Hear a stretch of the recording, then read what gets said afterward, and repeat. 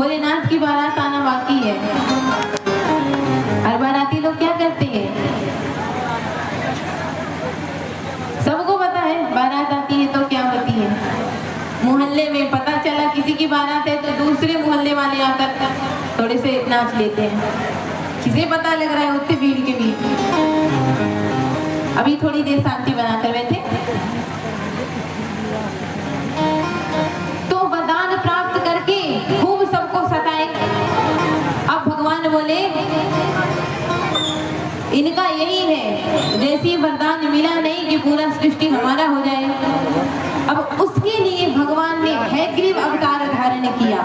उसने वरदान प्राप्त किया था कि मेरे जैसा कोई हैग्रीव मेरे को मार सके। भगवान ने हैग्रीव अवतार धारण किया और हैग्रीव अवतार धारण करके हैग्रीव नाम के दानव का संहार करते हैं।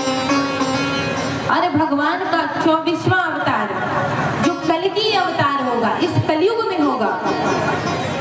भगवान का अवतार कलयुग में होगा, कल्कि अवतार। समय इसका स्थान दिया गया है संबलपुर ग्राम में। विष्णु यज्ञ पंडित जी के घर भगवान अवतार ग्रहण करेंगे इस कली काल में।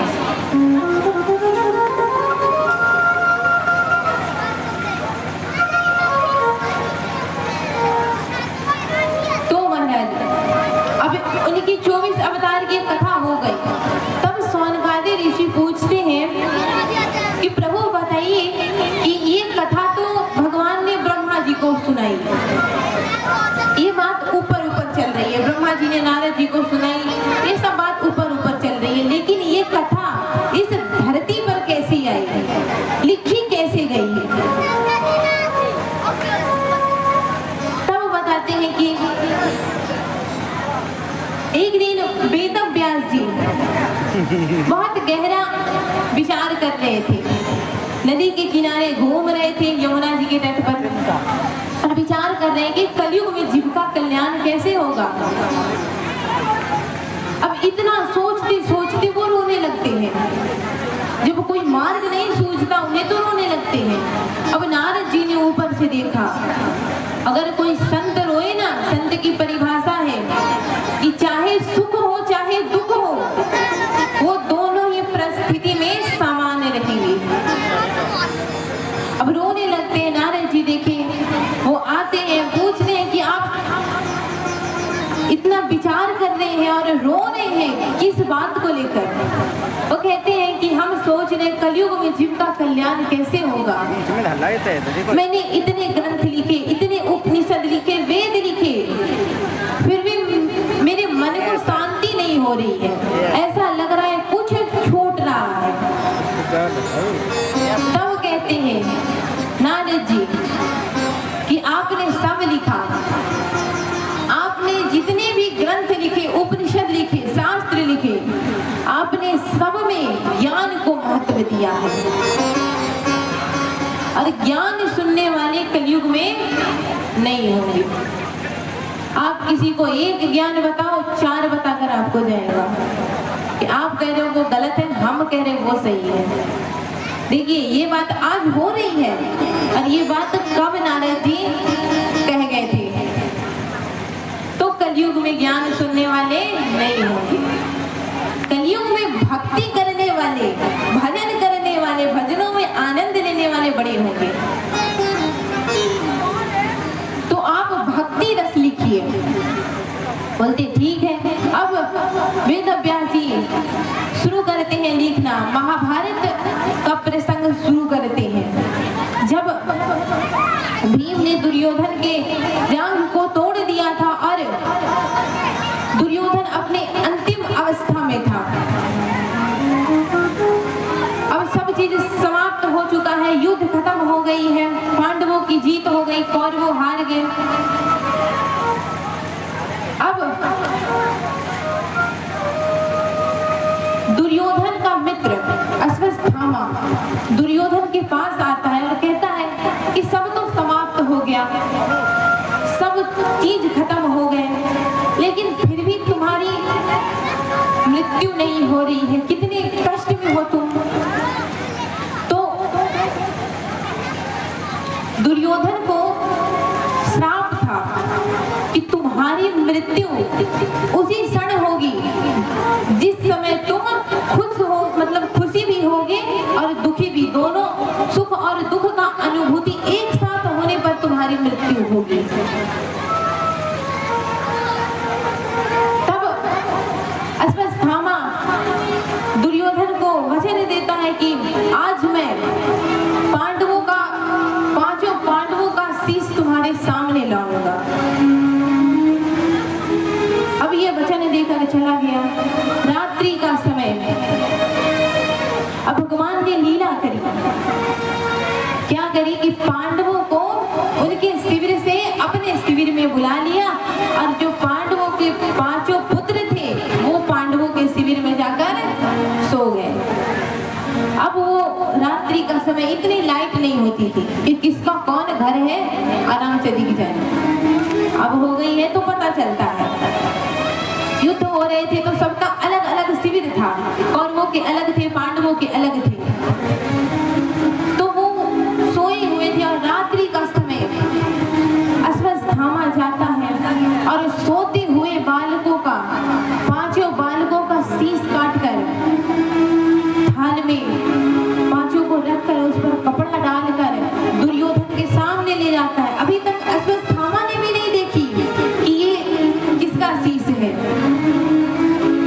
वो लेकर जाता है। अब दुर्योधन खुश हुए कि अब पांडव मारे गए, उसे बहुत खुशी हो रही है। और जैसे ही कपड़ा हटाया दुर्योधन रोने लगा, अरे ये क्या किया, यही तो थे जो हमारे मरने के बाद हमारा श्राद्ध इत्यादि करते, तुमने इन्हें भी मार दिया। अब दोनों सुख और दुख की अनुभूति एक साथ होने से उसकी मृत्यु हो जाती है।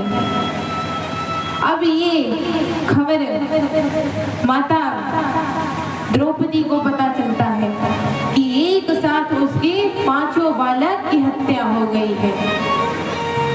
अब सोचिए, भगवान न करे किसी के साथ होए, लेकिन अगर किसी माता का पुत्र किसी कारणवश धराधाम को छोड़ दे, कितनी पीड़ा होती है। और द्रौपदी के तो एक साथ पांचों बालक की हत्या हो गई। अब वो अचेत अवस्था में द्रौपदी, मुख से कुछ नहीं निकल रहा वाणी। अब ये दशा देखकर अर्जुन संकल्प लेते हैं कि मैं संकल्प लेता हूं कि जब तक अश्वत्थामा को तुम्हारे सामने नहीं ले आता मैं अपना मुख तुम्हें नहीं दिखाऊंगा। श्री कृष्ण के साथ अश्वत्थामा के पीछे जाते हैं और जाते हैं वो प्राण रक्षा के लिए। अश्वत्थामा ने ब्रह्मास्त्र का संधान कर दिया। आज के समय में जो परमाणु बम है ना, उससे कई गुना घातककारी था ब्रह्मास्त्र, संधान कर दिया। अब संधान करते ही इधर से अर्जुन भी ब्रह्मास्त्र का संधान करने लगते हैं। श्री कृष्ण भगवान उन्हें रोकते हैं कि ये गलत है। अगर दो ब्रह्मास्त्र एक दूसरे में आपस में जैसे ही संपर्क में आएंगे पूरी दुनिया समाप्त हो जाएगी। तब अश्वत्थामा को कहते हैं कि तुम ब्रह्मास्त्र को दूसरी ओर मोड़ दो, तुम अपने ब्रह्मास्त्र को वापस ले लो। तब अश्वत्थामा कहता है कि मुझे ब्रह्मास्त्र चलाना आता है, वापस लेना नहीं आता। बोले अब क्या करें। उतनी दुष्टता करते हुए भी उसने ब्रह्मास्त्र को पांडवों के आखिरी वंश उत्तरा के गर्भ में पल रहे राजा परीक्षित, वो उधर की ओर मोड़ देता है ब्रह्मास्त्र को। अब अश्वत्थामा को अर्जुन पकड़कर मारने लगते हैं। तब द्रौपदी कहती है कि अरे हमारे तो पुत्र मारे ही गए, इन्हें भी मार दोगे। जो आज हम पर बीत रही है वही इनकी माता पर बीतेगी। और ऊपर से ये गुरु के पुत्र हैं, गुरु पुत्र का हत्या दोष लगेगा, इन्हें छोड़ छोड़ दो, इन्हें मत मारो। जो पीड़ा में मैं हूँ वो पीड़ा इनकी माता को मत दो। मारते नहीं, लेकिन उनके शीश पर से सारे बाल उतार लेते हैं और उनके माथे पर एक मणि थी, वो मणि उतार लेते हैं। देखिए, अगर किसी ब्राह्मण की मृत्यु हो जाए वो कहीं अच्छा है, लेकिन जीते जी ब्राह्मण की चोटी कट गई तो वो ब्राह्मण नहीं रहा। अब वो अपमानजनित चला गया, वहां से मृत्यु से भी बढ़कर उसे दंड दिया गया। अब इधर भगवान कहते हैं कि सब सुख में तो हो ही गया, अब मैं चलता हूँ। जैसे ही भगवान ने ये शब्द कही थी कि उधर से उतरा, रोती बिलखती उतरा। कौन थी? पांडवों की बहू, और उनके गर्भ में आखिरी वंश पल रहा था, राजा परीक्षित के रूप में। अब उधर से रोती हुई आती है, हे द्वारिकाधीश, मेरी सास की रक्षा करने वाले कृष्ण, मेरी रक्षा करो। ये नहीं कहा कि भगवान मेरी रक्षा करो, जिसने मेरी सास द्रौपदी की लाज बचाई, जिसने उनकी रक्षा की, वही श्री कृष्ण मेरी रक्षा करो। अब भगवान ने ऐसा कार्य किया जो भगवान ने आज तक किसी के लिए नहीं किया। संसार में किसी के लिए वो कार्य नहीं किया जो कार्य उत्तरा के लिए किया। भगवान पहली बार गर्भ के भीतर जाते हैं, क्योंकि वो भगवान है, वो अवतार लेते हैं, ना कि गर्भ के भीतर जाते हैं। गर्भ के भीतर तो मनुष्य पलते हैं, लेकिन वो भगवान है, वो अवतार ग्रहण करते हैं। तो पहली बार भगवान ने उत्तरा के गर्भ में जाते हैं, अंगूठे भर का, इतना अंगूठे भर का रूप में भगवान उत्तरा के गर्भ में जाते हैं। अंदर जाकर कवच बनाते हैं, ब्रह्मास्त्र को विफल करते हैं, और अंदर छोटे से पल रहे राजा परीक्षित पहली बार ही भगवान के दर्शन करते हैं। कितने पुण्य थे उनके कि पहले बार ही भगवान को देखा। अब कितनों को पता है कि राजा परीक्षित के भाई है श्री कृष्ण। कैसे हुए कि जो बालक गर्भ से पहले आए, पहले जन्म ले या गर्भ से पहले बाहर हुए, वो बड़ा भाई, और जो पीछे आए वो छोटा। तो रक्षा करने के लिए पहले तो भगवान गर्भ के भीतर गए और वहां से जाकर फिर बाहर आए, और बाहर आए उस नाते से राजा परीक्षित के बड़े भाई हैं श्री कृष्ण, रक्षा करते हैं उनकी। फिर भगवान कहते हैं कि अब सुखमय हो गया है, मैं चलता हूं। तब भगवान आधे मार्ग से जाकर वापस आते हैं। अब द्रौपदी कहे मेरे लिए आए हैं, अर्जुन कहे मेरे लिए आए हैं, सब कहे कि भगवान मेरे लिए आए हैं। अब कुंती माता कहे कि मुझसे इतना प्रेम करते हैं, मेरे लिए आए हैं। भगवान ने कहा मैं किसी के लिए नहीं आया, मैं अपने भीष्म के लिए आया हूँ। भीष्म कौन? गंगा पुत्र भीष्म, जिन्हें इच्छा मृत्यु का वरदान था। जब युद्ध चल रही थी तो युद्ध के बीच में दुर्योधन ने कहा कि आप हमारे तरफ से हैं और आपकी शक्ति के आगे कोई नहीं टिक सकता, लेकिन आप तो सिर्फ नाम के लिए हमारी ओर से हैं तो आप उन्हीं की ओर से। बोले कैसे? तो अगर आप हमारी ओर से रहते तो हमारे कितने कौरव भाई मारे गए, लेकिन वो 5 पांडव 5 के 5 हैं। तब वहां भीष्म पितामह ने प्रण किया कि आज मैं प्रण लेता हूं कि कल मेरे हाथों किसी एक पांडव का मृत्यु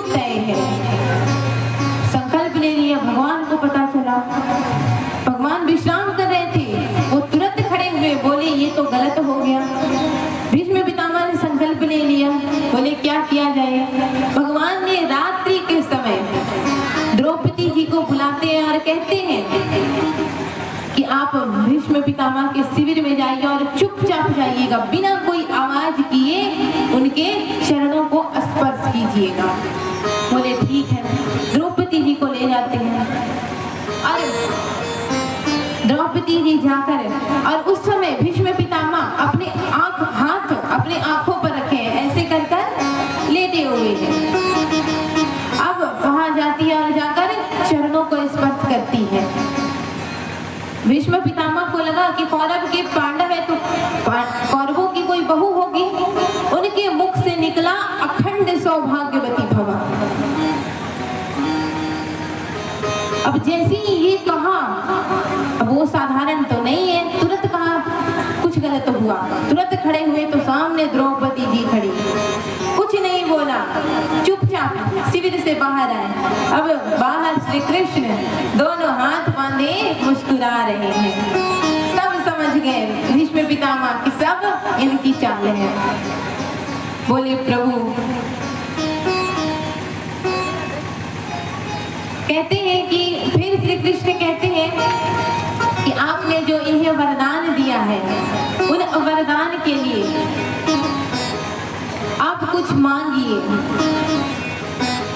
तो बोले, पहले तो भगवान ने कहा कि आप बताइए कि आपका संकल्प बड़ा या वरदान बड़ा। बोले प्रभु, हमारे साथ छल क्यों कर रहे हो? मैं जीवित नहीं रहना चाहता। कल शिखंडी को आगे रखकर मुझे बाण लगवा देना।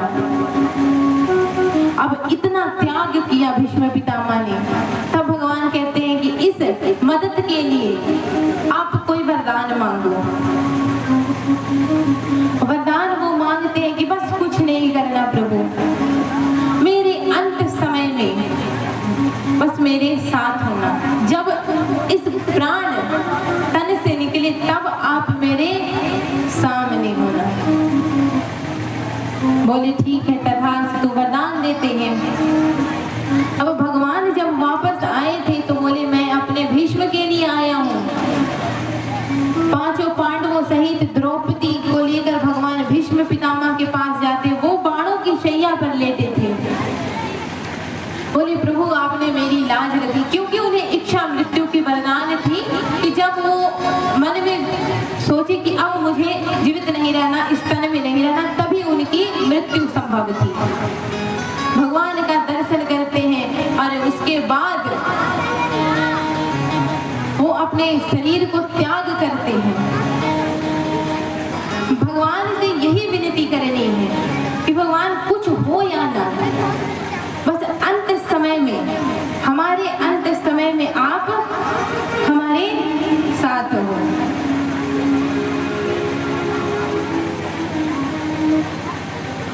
समय तो हो गई है, विवाह का भी कथा भी बाकी है। थोड़ी देर शांति बना कर रखें, हम कथा को श्रवण करते हैं, फिर छूट जाएगी, फिर कल विलंब होगा। भगवान जाने लगते हैं और जाने के समय कहते हैं आप लोग कुछ वरदान प्राप्त करो। आप लोग को क्या मांगना है मांगो। अर्जुन ने मांगा, मेरे गांडीव के आगे कोई संसार की कोई भी टिक ना सके। भीम ने मांगा, मेरे जैसा मलयुद्ध में मुझे कोई परास्त ना कर सके। सभी ने अपनी अपनी इच्छाएं मांगी। और भगवान कुंती माता के पास, कुंती बुआ भगवान की वो बुआ लगती थी, कुंती बुआ के पास आई। बोले आप भी कुछ मांगिए। बोले मुझे कुछ नहीं चाहिए। बोले कुछ तो मांग लीजिए। तब कुंती बुआ कहती हैं, मुझे कुछ देना है तो मुझे दुख दे दो। अब किसी के पास हम जाते हैं, पहले कहते हैं भगवान गाड़ी हो जाए, बंगला हो जाए, सब चीज यही मांगते हैं, खूब सुखमय हो। भगवान को आश्चर्य हुआ कि दुख क्यों चाहिए? तो प्रभु दुख में साथ आप होते हो और सुख में आप चले जाते हो। कबीरदास जी ने एक दोहा लिखी है,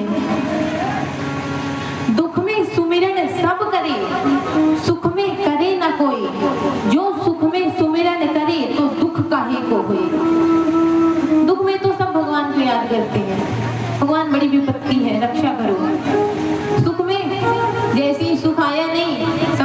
व्यस्त हैं। भगवान थोड़े किनारे लग जाते हैं तो भगवान भी कुछ नहीं कहते, चुपचाप चले जाते हैं। तो वो दुख मांगती है, वो कहती है मेरी लगन ऐसी लगी हो हर समय कि बस आप साथ हो। आइए हम सब भी मिलकर भगवान से यही विनती करते हैं कि हमारी भी कुछ ऐसी ही लगन हो। सब साथ में गाएंगे।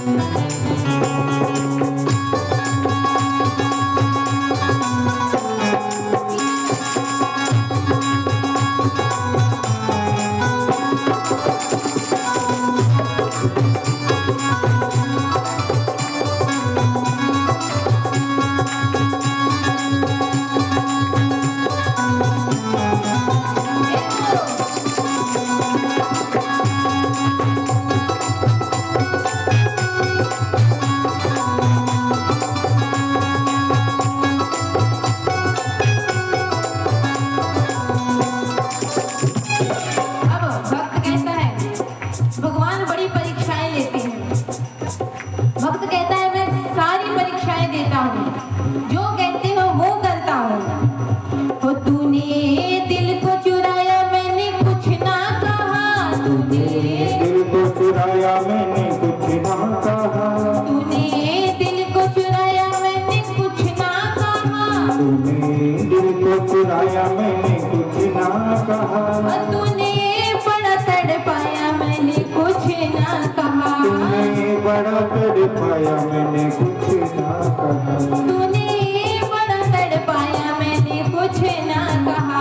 तूने बड़ा तड़पाया मैंने कुछ ना कहा। अब संसारिक व्यक्ति इतना कुछ सहे, इतना कुछ करे और बदले में कुछ ना मांगे, कोई नहीं करता। बोले बदले में क्या चाहिए?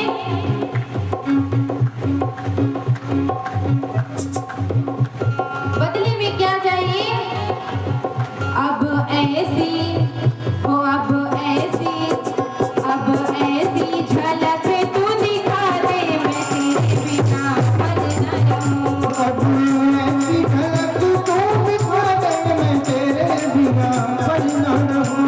मुझे ऐसी लगन तू लगा दे, मैं तेरे बिना पल न रहूं। मुझे ऐसी लगन तू लगा दे, मैं तेरे बिना पल न रहूं। मैं तेरे बिना पल न रहूं। मैं तेरे बिना पल न रहूं। मैं तेरे बिना पल न रहूं। मैं तेरे बिना पल न रहूं। मन में प्रेम वाला, मन में प्रेम वाला दीप जला दे, मैं तेरे बिना पल न रहूं। मन में प्रेम वाला दीप जला दे, मैं तेरे बिना पल न रहूं।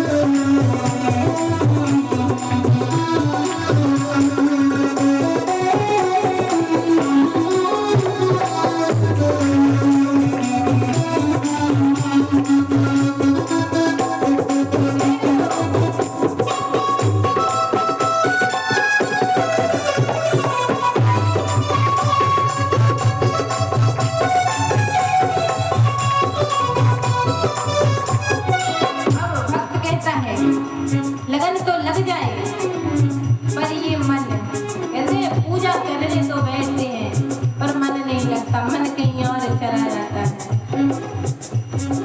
तो लगन कैसे लगी? भक्त बता रहा है, हो ये मन बड़ा चंचल है, कैसे तेरा भजन करूं। ये मन बड़ा चंचल है, कैसे तेरा भजन करूं। ये मन बड़ा चंचल है, कैसे तेरा भजन करूं। ये मन बड़ा चंचल है, कैसे तेरा भजन करूं। जितना इसे समझाऊं, जितना इसे समझाऊं, उतना ही मचल जाए राधे तेरे चरणों की, श्यामा तेरे चरणों की, कोई न मिल जाए राधे तेरे चरणों की, श्यामा तेरे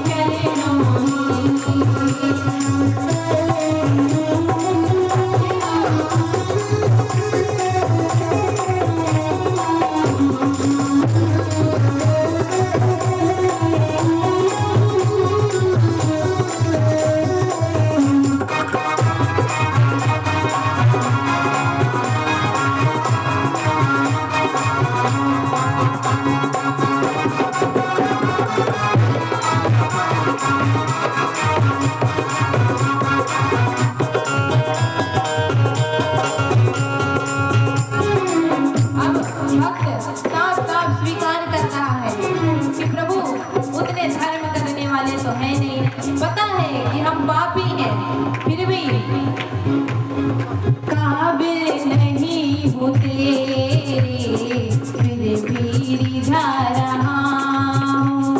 काबिल नहीं हूँ तेरे फिर भी रिझा रहा हूँ। काबिल नहीं हूँ तेरे फिर भी झुका रहा हूँ। काबिल नहीं हूँ तेरे फिर भी झुका रहा हूँ। क्यों शायद तू मान जाए, शायद तू मान जाए सर को झुका रहा हूँ। काबिल नहीं हूँ तेरे फिर भी रिझा रहा हूँ। काबिल नहीं हूँ तेरे फिर भी रिझा रहा हूँ।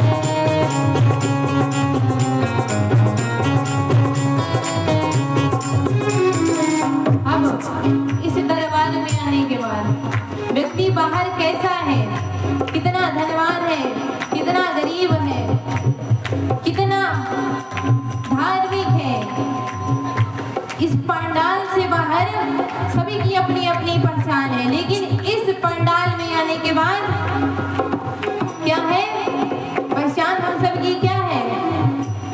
जो भी दरबार में आया वो अब तुम्हारा है। जो भी दरबार में आया वो अब तुम्हारा है।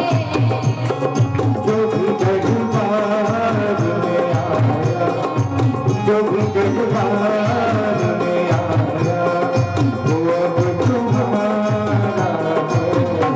वो जो भी दरबार में आया वो अब तुम्हारा है। जो भी दरबार में आया, वो अब तुम्हारा है। तू ही साथी, तू ही माझी, तू किनारा है। तू ही साथी, तू ही माझी, तू किनारा है।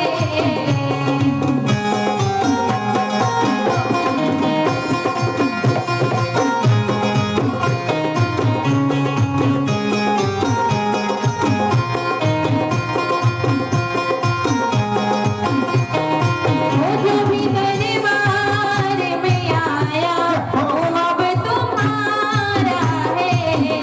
तू ही साथी, तू ही माझी, तू किनारा है।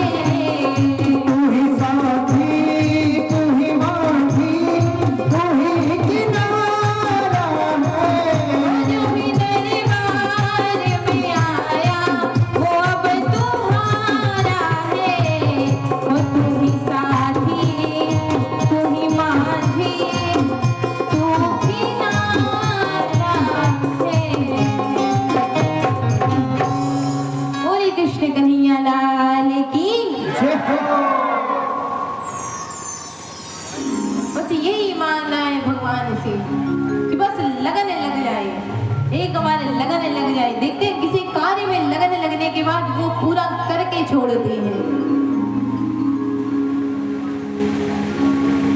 तो सभी को आशीर्वाद देकर भगवान द्वारिका चले गए और सभी पांडव वन में चले गए। और कुछ दिनों के बाद राजा परीक्षित का जन्म हुआ।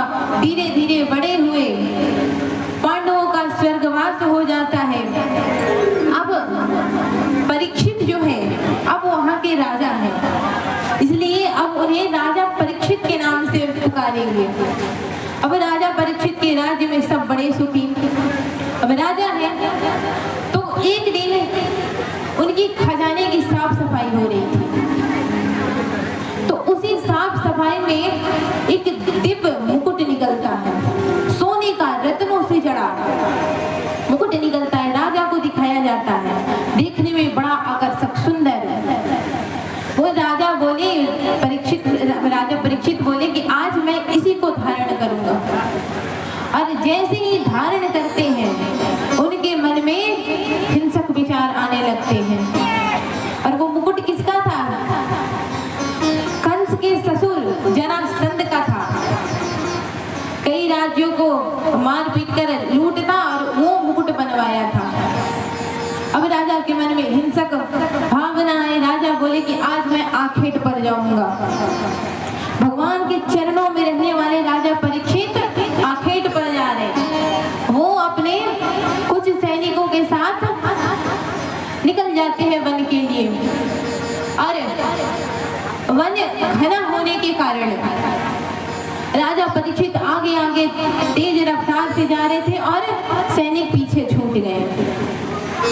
अब मार्ग में उन्होंने देखा कि एक शूद्र एक गाय बैल के जोड़े को थोड़ी थोड़ी देर में ठोकर मार रहा है, पैरों की ठोकर मार रहा है।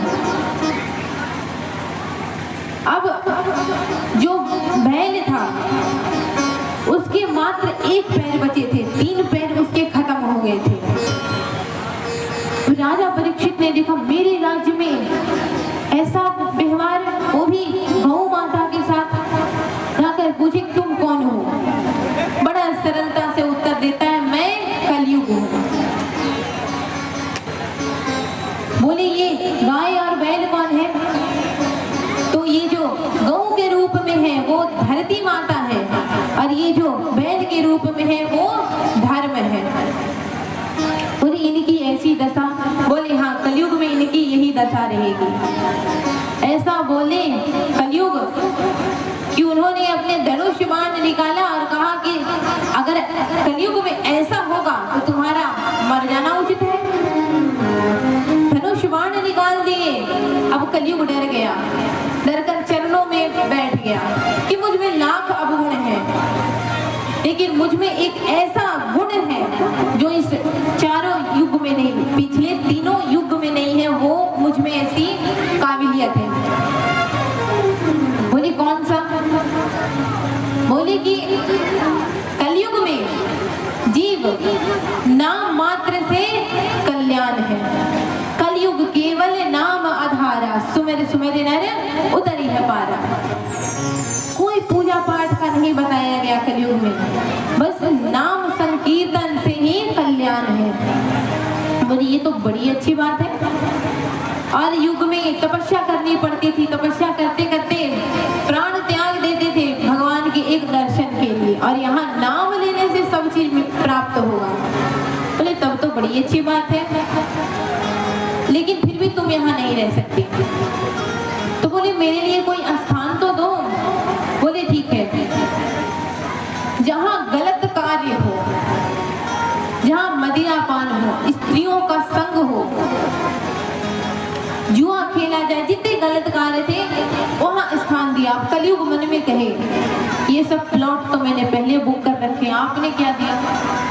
ये कुछ कहा? बोले नहीं महाराज, आपने जो स्थान मुझे दिया वो तो मैंने पहले ही कब्जा में ले लिया। एक स्थान मेरे मन से दीजिए। बोले कौन सा स्थान? तो मुझे स्वर्ण में स्थान चाहिए, सोना में। बोले लेकिन सब सोना में नहीं। अब यहाँ बैठे लोग सोचेंगे कि हम सोना पहने हैं, कहीं कलयुग तो नहीं आ गया।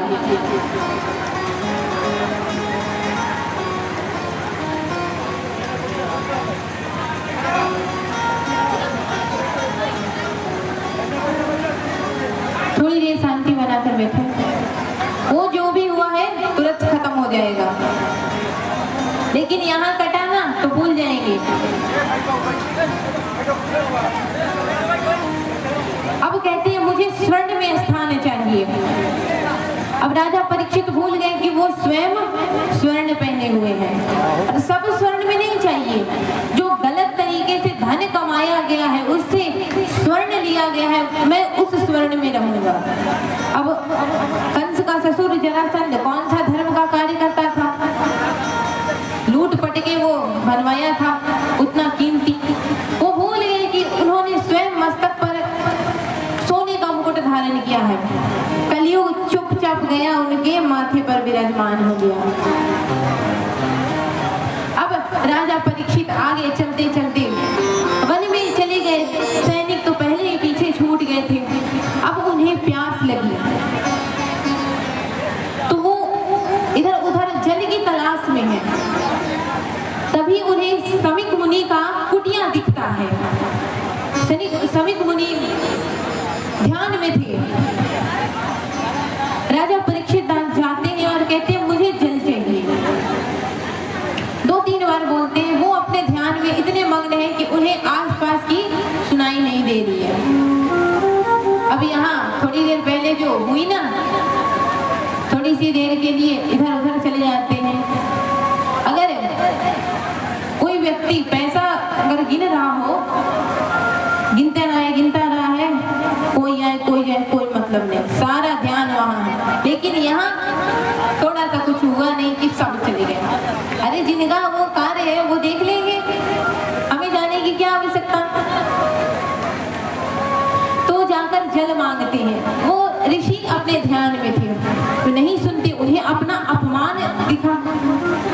तो वहां पे एक मरा हुआ सर्प था। वो बाण से उठाते हैं और ऋषि के गले में डाल देते हैं। अब ऐसा करते ऋषि के एक शिष्य ने देख लिया और शिष्य ने देखा तो शमिक मुनि के पुत्र श्रृंगी ऋषि जाकर बताया कि तुम्हारे पिताजी के साथ साथ ऐसा ऐसा व्यवहार किया।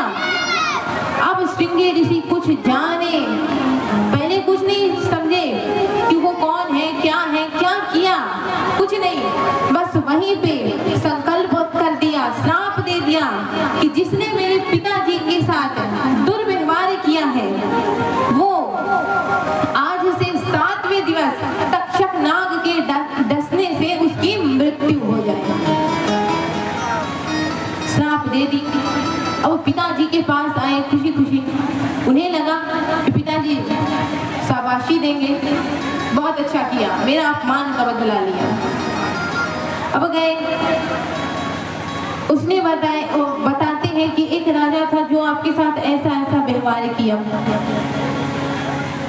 ऋषि अपना नेत्र बंद करते हैं और देखते हैं कि कौन थे।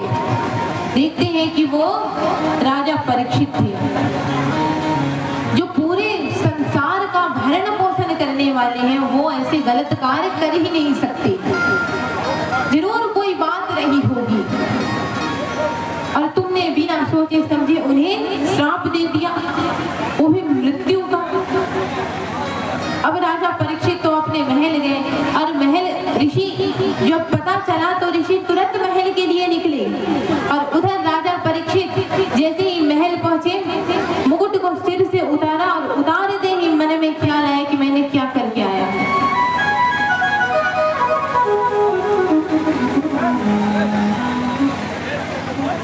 ऋषि आए, बोले अब तो श्राप तो झूठी हो नहीं सकती, तो क्या करें कि 7 दिनों में आप भगवान के यहाँ चले जाएं। सभी ऋषियों की सभा बुलाई गई, विचार किया जा रहा है।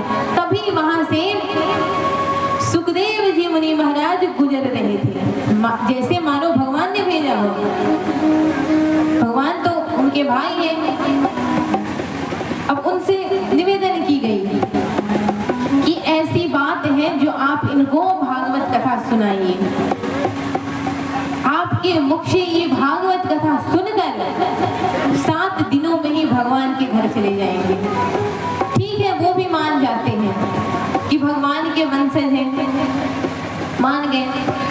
कथा आरंभ हुई। अब आज की विशेष कथा सती चरित्र वो श्रवण करेंगे हम सब। उससे विवाह भी करवाना है।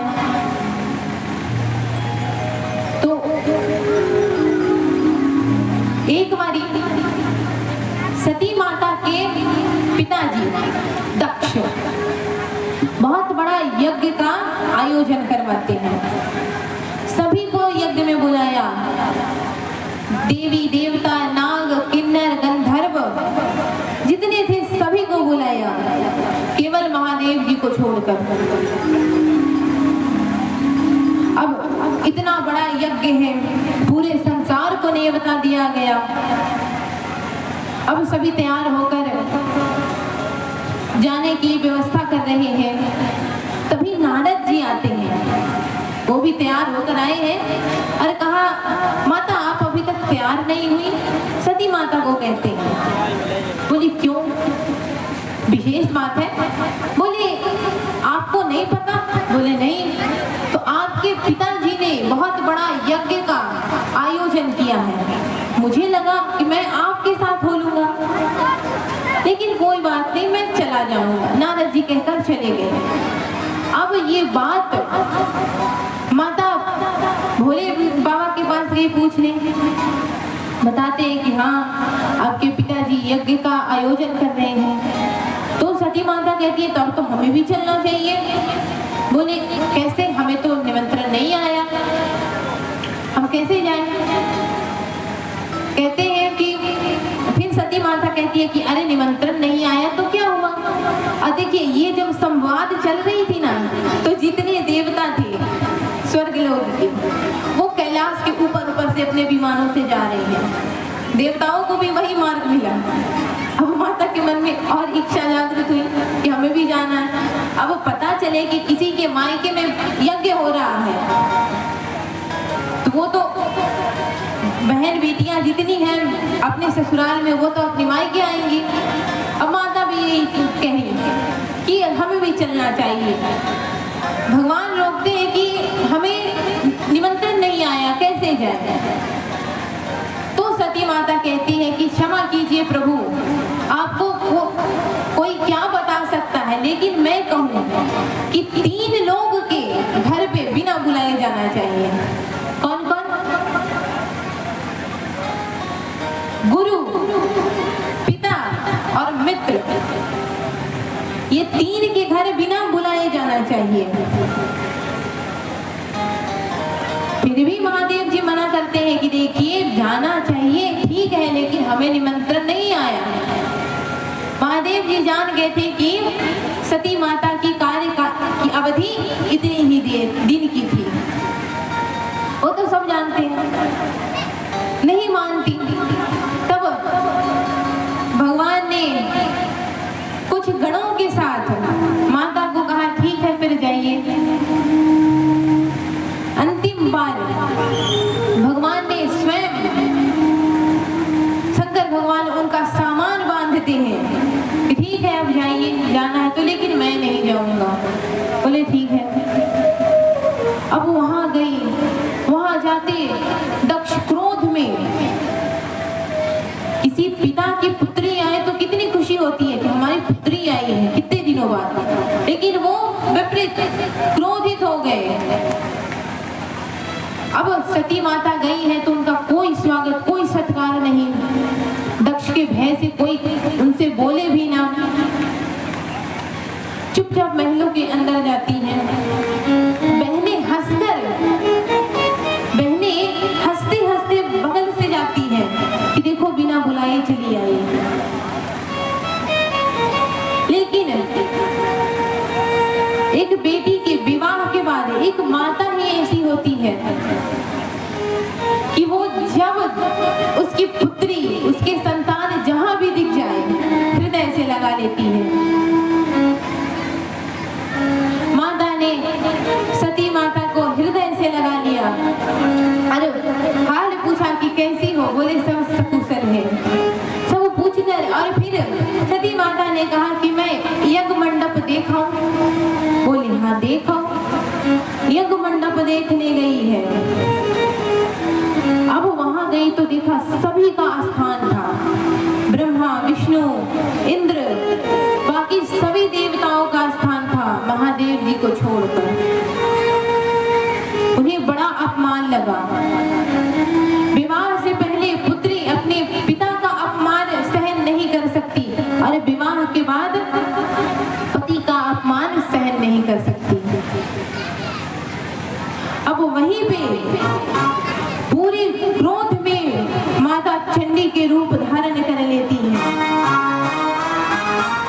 चौपाइया कहती है, सुनहु सभासद सकल मुनिंदा, काहि सुनहि जिन्हें शंकर निंदा। ओ सुनहु सभासद, सुनहु सभासद सकल मुनिंदा, सुनहि जिन्हें शंकर निंदा।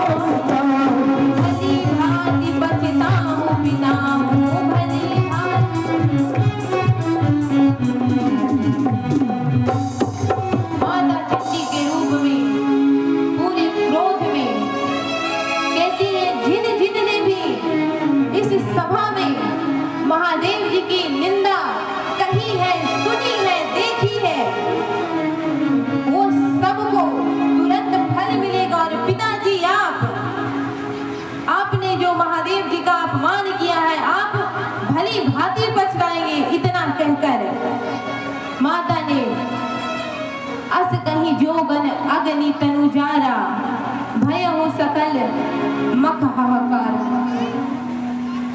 इतना कहकर उसी हवन कुंड में माता ने अपने आप की आहुति दे दी। अब ये समाचार यज्ञ में हाहाकार मचने के बाद ये समाचार महादेव जी के पास गए। समाचार जब शंकर पाए, वीरभद्र कोप पठाए। वीरभद्र को भेजते हैं और कहते हैं कि जाकर पूरा विध्वंस कर दो। गणों के द्वारा, वीरभद्र के द्वारा समस्त यज्ञ का विध्वंस होता है। और उसी यज्ञ में वीरभद्र ने दक्ष का शीश काटकर उसी अग्नि में समाप्त कर दिया। अब जब सती माता इस तन को त्याग रही थी, तब एक वरदान मांगा था। क्या?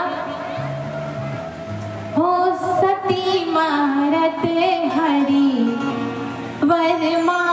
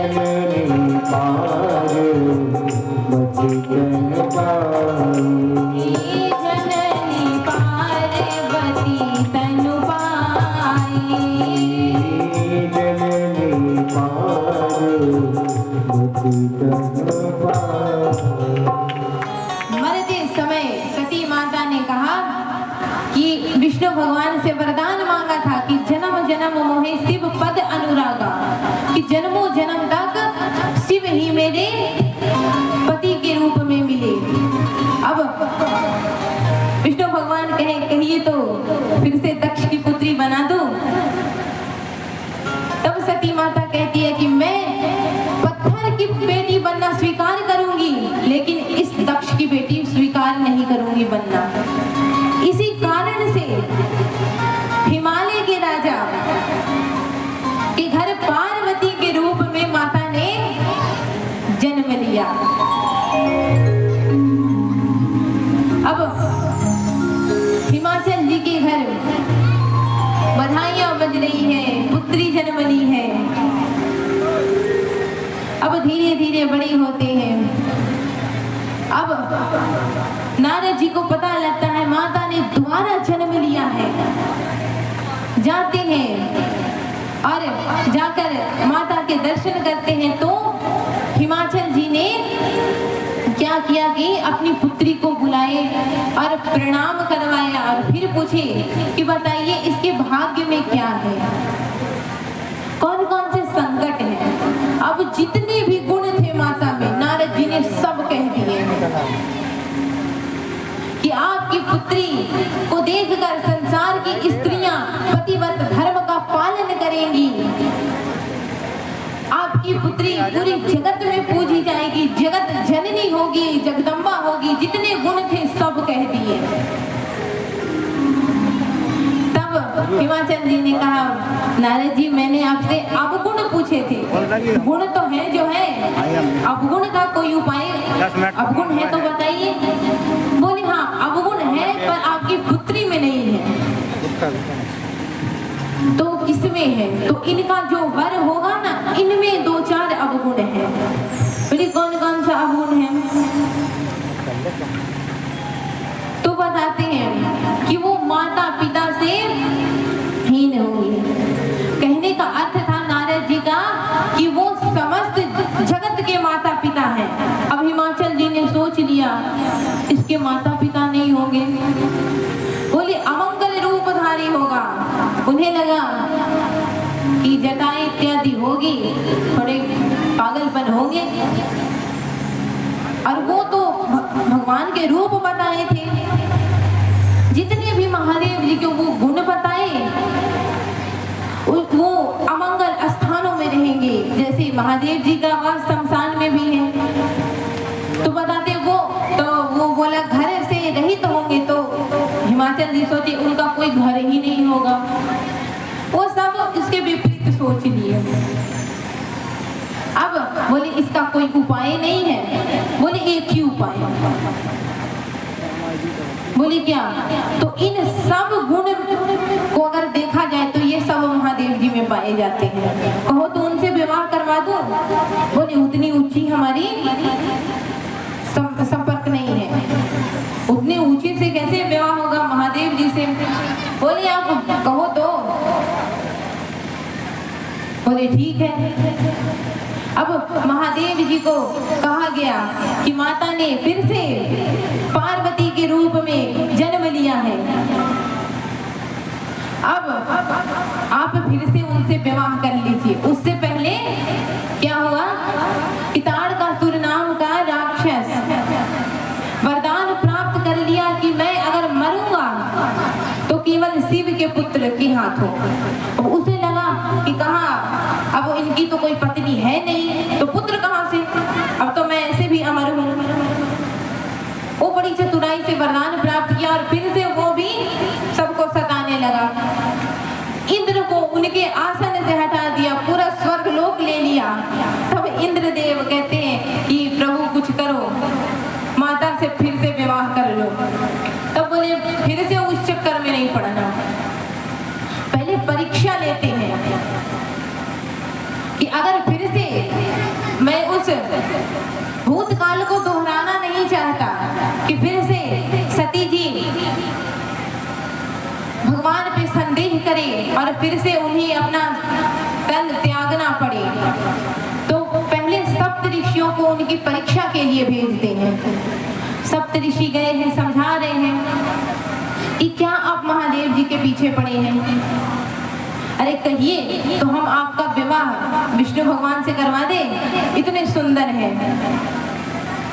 उसी बीच माता कहती है कि अगर मेरा ये अखंड कहे तो मैंने संकल्प लिया है कि जन्म जन्म तक अगर शिव पति के रूप में ना मिले तो कुमारी रह जाऊंगी। तब कहते हैं यहाँ महादेव जी के पास आकर कहते हैं प्रभु इस बार वैसा कुछ नहीं है, इस बार आप विवाह कर लो। महादेव जी की विवाह होने की घोषणा हो गई। अब सभी लोग बड़े तैयार हो रहे हैं कि महादेव जी की बारात में जाना है।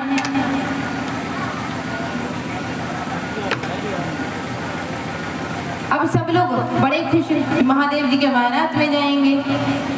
अब सभी लोग खूब सुंदर सुंदर सज रहे हैं, अपने अपने वाहनों को सजा रहे हैं। यमराज जी अपने भैंसे को रगड़ रगड़ के साफ कर रहे हैं। अब भैंसा भी सोचे कि क्या बात हो गई, इतना क्यों आज मुझे घिस रहे हैं। तो पूछा क्या बात है, तो बोले कि क्या बात नहीं है, वो महादेव जी की बारात में जाना है। तो बोले हाँ रगड़ो रगड़ो, पूरे काले भैंसे से आज मुझे गोरे भैंस बना दो, खूब रगड़ो। खूब बढ़िया सब अपने अपने वाहन सजा रहे हैं और इधर दूल्हा राजा बैठे हैं। इन जिन्हें विवाह करना है उन्हें कोई परवाह नहीं, और जिन्हें बारात में जाना है वो तैयार हो रहे हैं, सब तैयार हो रहे हैं अपने अपने। अब गण कहे कि प्रभु विवाह में जा रहे हो, ऐसे ही जाओगे। बोले तो कैसे, अच्छा नहीं दिख रहा हूँ क्या। बोले नहीं, ऐसे आप हो तो बड़ी अच्छी, बड़ी सुंदर दिखते हो, लेकिन ऐसे जाना कुछ ठीक नहीं है प्रभु।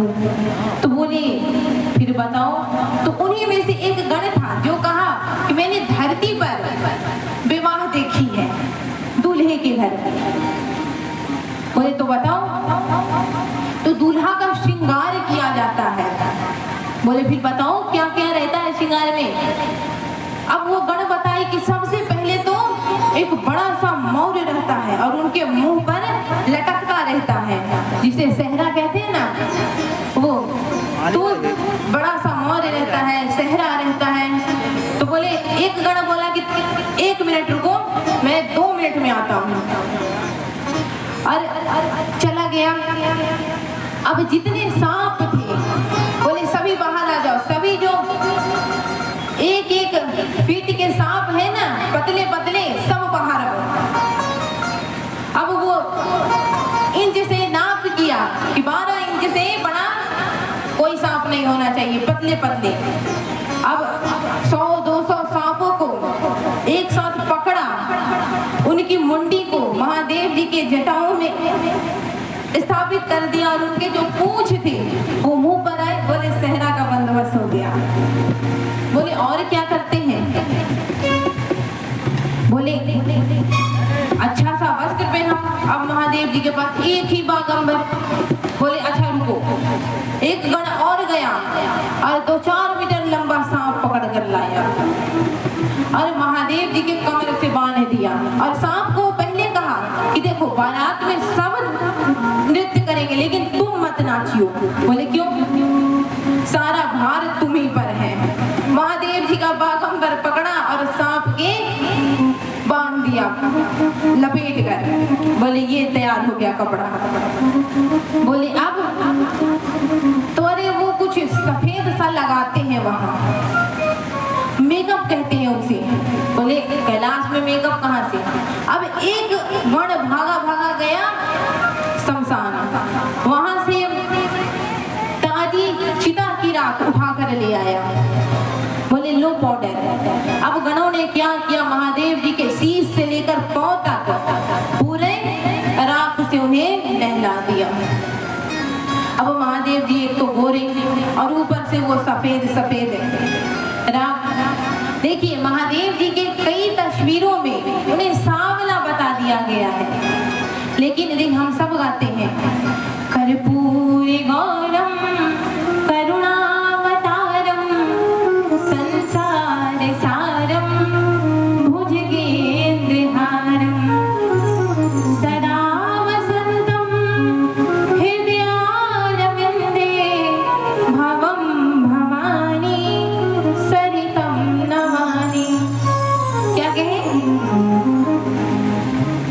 कि उनका वर्ण कर्पूर की तरह है। और कपूर कैसा होता है, सफेद। महादेव जी गोरे हैं। अब गणों ने खूब सजा दिया। अब महादेव जी नंदी से पूछे बताओ कैसा लग रहा हूँ। नंदी बोले प्रभु क्या लग रहे हो। अब भगवान ही जाने जटा में गंगा माता और चंद्रमा का सिवाय क्या सुंदर दिख रहा था, वो वही जाने। अब खूब खूब बड़ाई कर रहे हैं। क्या कह रहे हैं? अरे शंकर तेरी जटा में, बाबा तेरी जटा में बहती है गंगाधारा, बाबा तेरी जटा में बहती है गंगाधारा।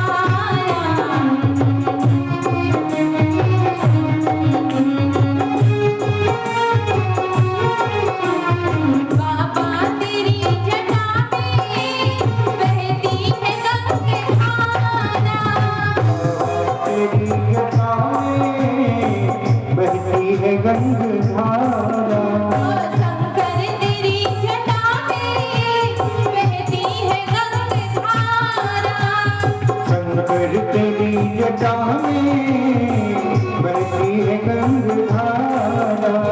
काली घटा के अंदर, काली घटा के अंदर जीविता बिनी उजाला, बाबा तेरी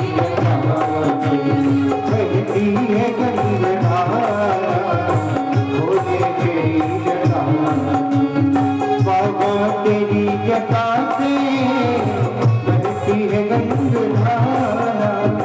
भोले तेरी जटा से बहती है गंगाधारा। काली घटा के अंदर, काली घटा के अंदर इमरानी उतारा। भोले तेरी जटा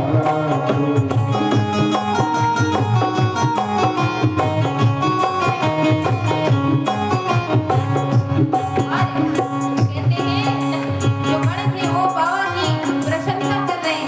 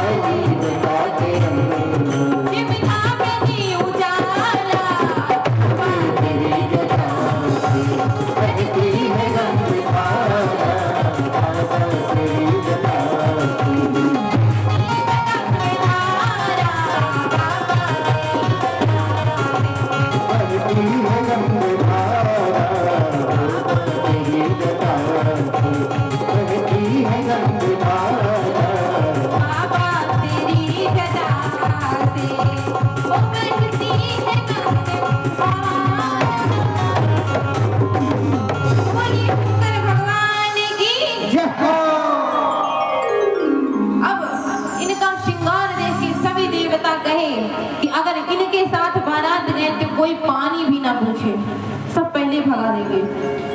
सभी देवता महादेव जी को दूल्हे को पीछे छोड़कर बारात चल दिए, सब आगे आगे। अब हिमाचल जी के द्वार पर बारात पहुंची। अब इधर नंदी कहे कि प्रभु आपको तो सब छोड़ गए, सब स्वयं चले गए।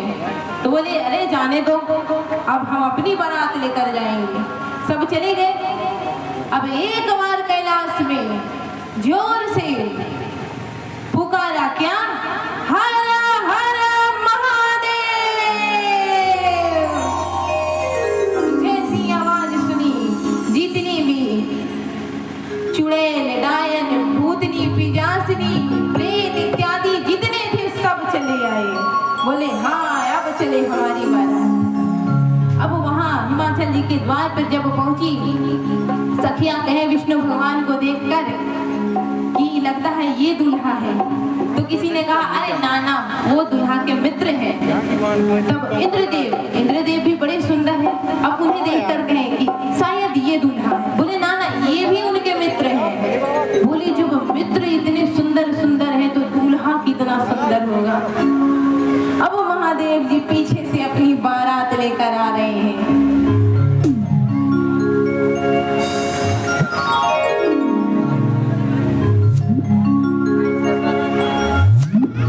बारात में कौन कौन?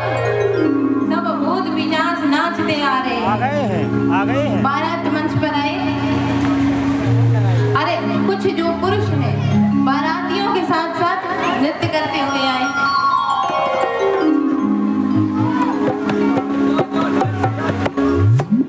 अब ऐसी भूत पिशाचों की बारात किसने देखी होगी?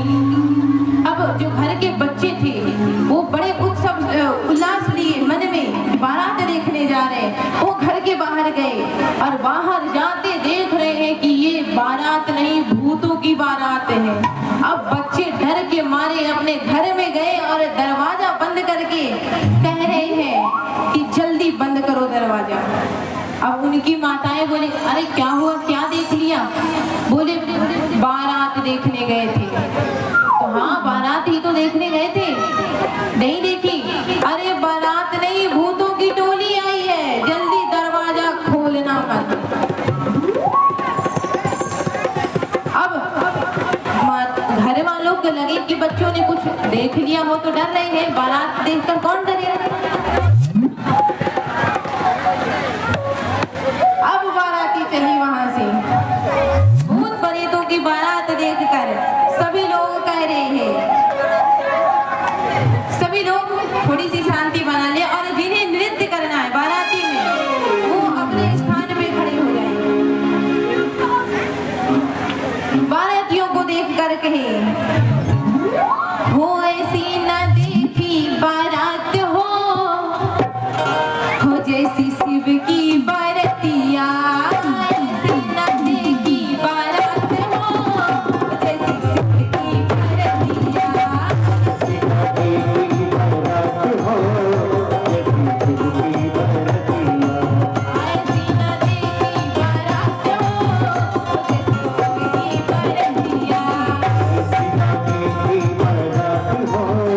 जैसी शिव की बरतिया। शिव की बरतिया भोलेनाथ की बरतिया। शिव की बरतिया भोलेनाथ की बरतिया। शिव की बरतिया भोलेनाथ की बरतिया। शिव की बरतिया भोलेनाथ की बरतिया। हो ऐसी न देखी बारात हो जैसी शिव की बरतिया। ऐसी न देखी बारात हो जैसी शिव की बरतिया। ऐसी न देखी बारात हो जैसी शिव की बरतिया। ऐसी न देखी बारात हो जैसी शिव की बरतिया। अब ये बारात हुई तो बस देखने की नहीं, बारात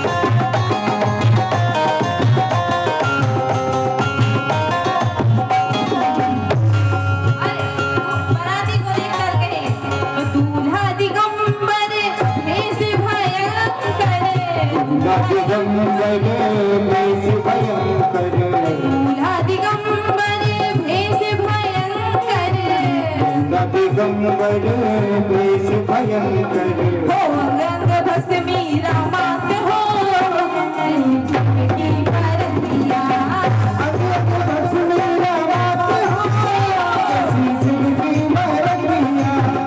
शिव की बरतिया भोलेनाथ की बरतिया भोलेनाथ की बरतिया शिव की बरतिया भोलेनाथ की बरतिया शिव की बरतिया भोलेनाथ की बरतिया होए सीना देखी बारात हो जैसे शिव की बरतिया ऐसी न देखी बारात हो जैसी शिव की बरतिया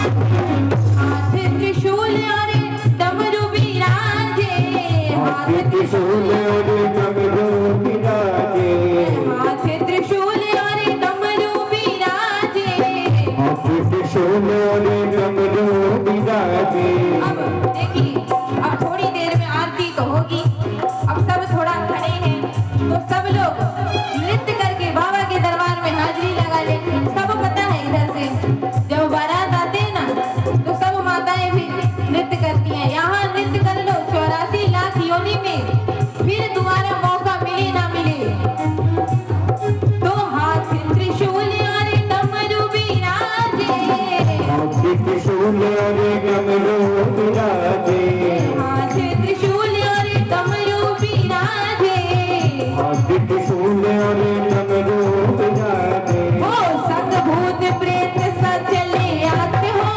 ओ जैसे शिव की बरतिया ऐसी न देखी बारात हो जैसी शिव की बरतिया ऐसी न देखी बारात हो जैसे शिव की बरतिया ऐसी न देखी बारात हो